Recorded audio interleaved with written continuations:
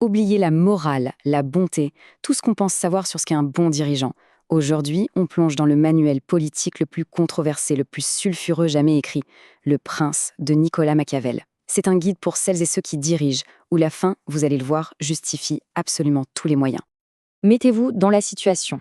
Le pouvoir vient d'être pris. Les ennemis sont tapis dans l'ombre et même les alliés, ils ont leurs propres ambitions. La question, c'est comment survivre? C'est précisément pour répondre à cette angoisse que Machiavel a écrit son guide il y a plus de 500 ans. Et attention, on ne parle pas ici d'un traité philosophique abstrait, pas du tout. C'est un guide de terrain, un manuel de jeu brutal et direct pour les temps de crise. Et ces leçons, vous allez le constater, sont d'une actualité assez troublante.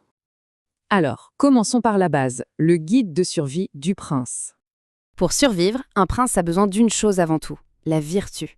Mais attention, ce mot est un véritable piège. Il faut oublier tout de suite l'idée de vertu morale, de gentillesse.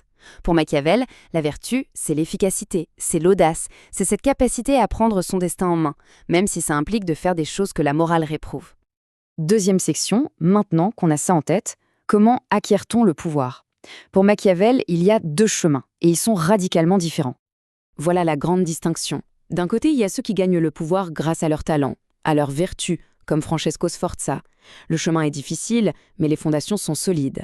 De l'autre côté, il y a ceux qui obtiennent le pouvoir par chance ou grâce à d'autres, comme César Borgia. L'ascension est hyper facile, mais leur trône, il repose sur du sable. C'est toute la différence entre construire sa propre forteresse et loger dans celle de quelqu'un d'autre.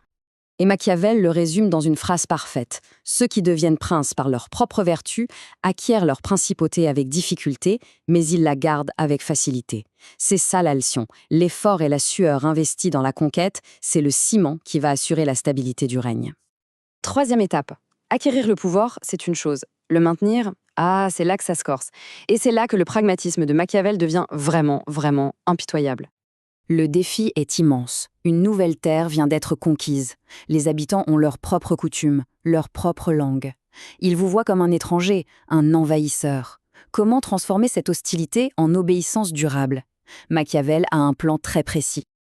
Et voici ce plan, étape par étape. 1. Éteindre l'ancienne lignée royale, pour tuer tout espoir de retour en arrière. 2. S'installer sur place, en personne, pour tout voir, tout contrôler. 3. Créer des colonies loyales, des points d'ancrage dans le nouveau territoire. Et 4. Affaiblir les voisins puissants pour être le seul maître du jeu.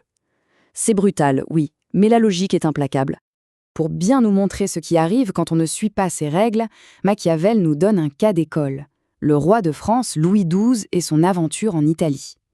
Il a fait, l'exact opposé de tout ce qu'il fallait faire.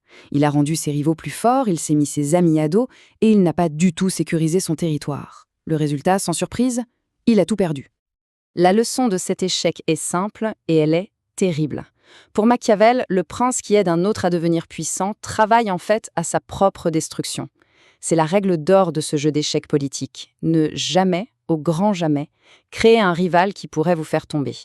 On en arrive maintenant à la partie la plus choquante, celle qui a forgé la réputation de Machiavel, les vices nécessaires du prince. Prenons la générosité par exemple. On se dit tous que c'est une qualité, non? Pour Machiavel, c'est une erreur de débutant. Un prince trop généreux va vider ses coffres, il va devoir augmenter les impôts et à la fin, il sera détesté par son peuple. Alors qu'un prince qu'on qualifie d'avare, lui, gère bien ses finances, il peut défendre son état, lancer de grands projets sans écraser ses sujets sous les taxes. Et paradoxalement, c'est lui le vrai bienfaiteur. Et maintenant, la question. La question à 1 million. Celle qui a défini le machiavélisme depuis des siècles. Entre l'amour et la peur, que faut-il choisir quand on ne peut pas avoir les deux? La réponse de Machiavel est sans appel. Il est beaucoup plus sûr d'être craint qu'aimé s'il faut choisir entre les deux. Pourquoi? Parce que sa logique est, comme toujours, d'une froideur absolue. La logique est implacable. L'amour, c'est volatile. Ça dépend de la bonne volonté des autres, un lien que les gens brisent dès que ça les arrange. La crainte, en revanche, elle dépend de vous, de votre capacité à punir. Elle ne disparaît jamais. Mais attention, il y a une ligne rouge à ne jamais, jamais franchir. Être craint, oui. Être haï, surtout pas.